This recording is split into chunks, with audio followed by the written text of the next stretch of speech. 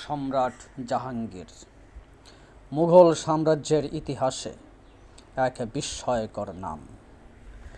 তিনি ছিলেন যেমনি প্রজাবৎসল তেমনি দূরদর্শী একজন মুঘল শাসক।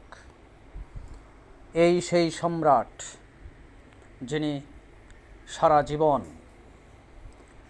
সমগ্র পৃথিবীর ইতিহাসে শিল্প, সাহিত্য, চিত্রকলা ও সংস্কৃতির পৃষ্ঠপোষকতা করে গেছেন বিস্ময়করভাবে। তিনি জন্মগ্রহণ করেছিলেন 1569 সালে 31 আগস্ট ফতেপুর সিক্রিতে। তিনি অসাম্প্রদায়িক চেতনায় সমৃদ্ধ একজন ব্যক্তিত্ব ছিলেন।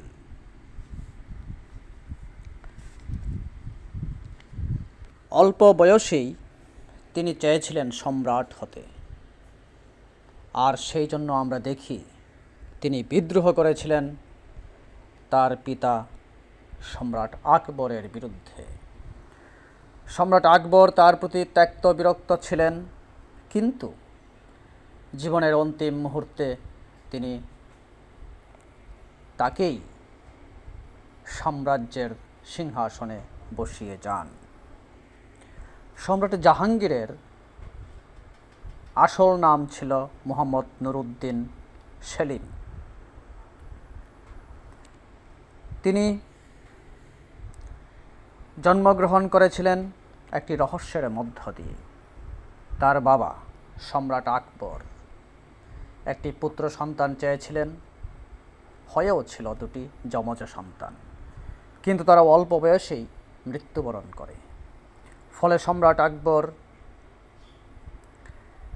তিনি মোহাম্মদ নুরউদ্দিন চিশতির কাছে গিয়েছিলেন, যিনি ছিলেন একজন সাধক, একটি পুত্র সন্তান লাভের জন্য, এবং সেখানে মানত করেন এবং তিনি একটি পুত্র সন্তান লাভ করেন।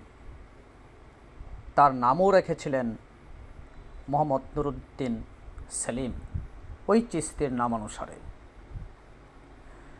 এবং তার পূর্ব কথা মতো, মানত মতো প্রায় 450 মাইল রাস্তা তিনি হেঁটে সেই সাধু বাবার দরবারে গিয়েছিলেন সেলিমের জন্মগ্রহণ করার পর।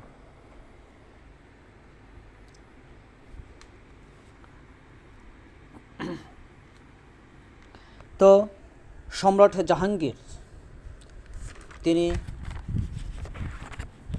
ছিলেন একজন পৃথিবীর ইতিহাসে দুর্দান্ত বাদশাহ, তবে তার কিছু চারিত্রিক নেগেটিভ দিক আছে।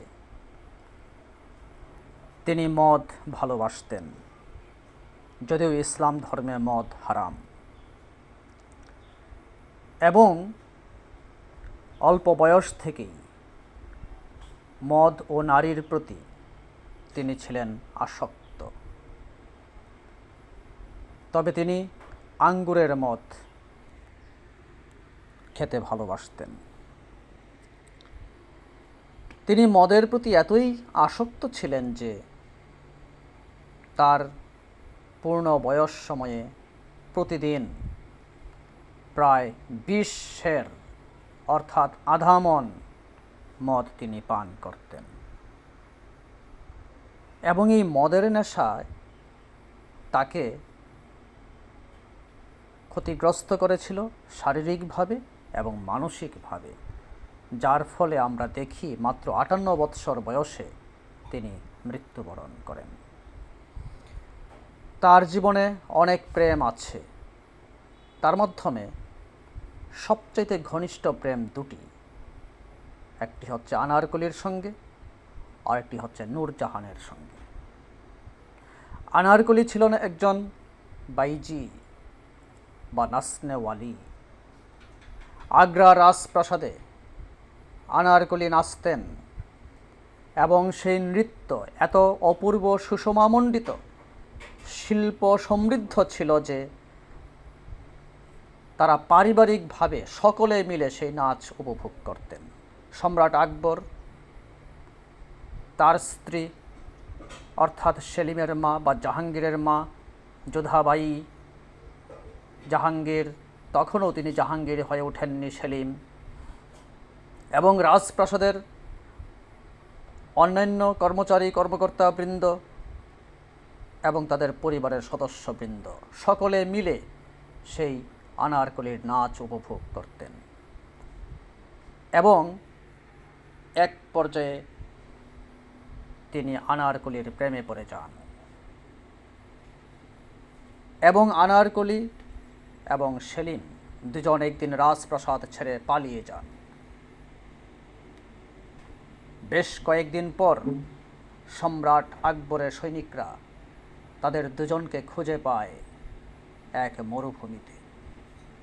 সেখান থেকে ধরে আনা হয় এবং আনারকলিকে নৃশংসভাবে হত্যা করার নির্দেশ দেন সম্রাট আকবর। এবং যে মাটির নিচ দিয়ে চূড়াগুলির পথ দিয়ে তারা পালিয়েছিলেন সেইখানে তাকে গেঁথে দেওয়া হয়। এভাবেই মৃত্যুবরণ করে আনারকলি। আর এ থেকেই সেলিমের মাধ্যমে এক ধরনের বিদ্রোহ জেগে ওঠে তার বাবার বিরুদ্ধে, যা আমরা পরবর্তী পর্যায়ে পূর্ণরূপে দেখতে পাই। সম্রাট জাহাঙ্গীরের নামে আমাদের বাংলাদেশে রাজধানী জাহাঙ্গীরনগর নামকরণ করা হয়েছিল, যা ঢাকার পার্শ্ববর্তী অঞ্চল। সম্রাট জাহাঙ্গীর এত বেশি রুচিশীল এবং উন্নত মনের পরিচয় দিয়েছেন তার কর্মকাণ্ডের মধ্য দিয়ে, যা বিশ্বের ইতিহাসে নজিরবিহীন। তার আমলেই শিল্পকলার চরম উৎকর্ষ সাধিত হয়েছিল। সম্রাট আকবর একটি সিংহাসন বানিয়েছিলেন যেখানে ভারতীয় প্রায় 60 মণ লাল স্বর্ণ ছিল, এবং সেই স্বর্ণ সিংহাসন এক পর্যায়ে এক সময়ে ইংরেজরা লুট করে নিয়ে যায়। আর সম্রাট জাহাঙ্গীর তিনি সম্রাট হওয়ার পর তার সিংহাসন বানিয়েছিলেন কোষ্টি পাথর দিয়ে, যা আজও আগ্রার রাজপ্রাসাদে দর্শকরা উপভোগ করে। এবং তিনি যে বাথটাবে গোসল করতেন তা সম্রাট জাহাঙ্গীরের মামা সেনাপ্রধান মানসিংহ, যিনি আকবরের সেনাপ্রধান ছিলেন, তিনি তাকে বানিয়ে দিয়েছিলেন, যা ছিল স্বর্ণ দিয়ে মোড়া। অল্প বয়স থেকেই তিনি শুধু বিলাসবহুল জীবনযাপনই করেননি, একেবারে উন্নত রুচিবোধ সম্পন্ন হয়ে তিনি বড় হন। সম্রাট জাহাঙ্গীর কিশোর বয়সে প্রেমে পড়েন নূরজাহানের।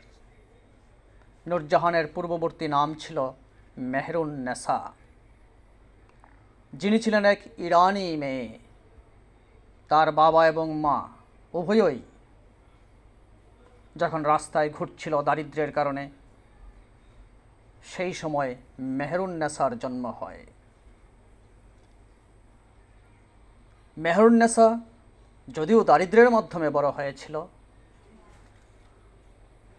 সে ছিল খুবই রূপসী, এবং এই কিশোর প্রেম তিনি ভুলতে পারেননি। স্বাভাবিক সামাজিক বিবাহের পরেও এই মেহরুন্নেসাকে তিনি বিয়ে করেছিলেন, এবং এই মেহরুন্নেসা, দ্যাট মিন্স নূরজাহান, যার নাম দিয়েছিলেন সম্রাট জাহাঙ্গীর, তিনি সারা জীবন তার উপর ব্যাপক প্রভাব বিস্তার করেছিলেন। যাই হোক, 22 বছর শাসন করার পর তিনি 1627 সালে মৃত্যুবরণ করেন এই সম্রাট জাহাঙ্গীর কাশ্মীর থেকে আসার পথে। তিনি ছিলেন এক অবিস্মরণীয় এবং মহান রাজা, অথবা আমরা বলতে পারি সম্রাট।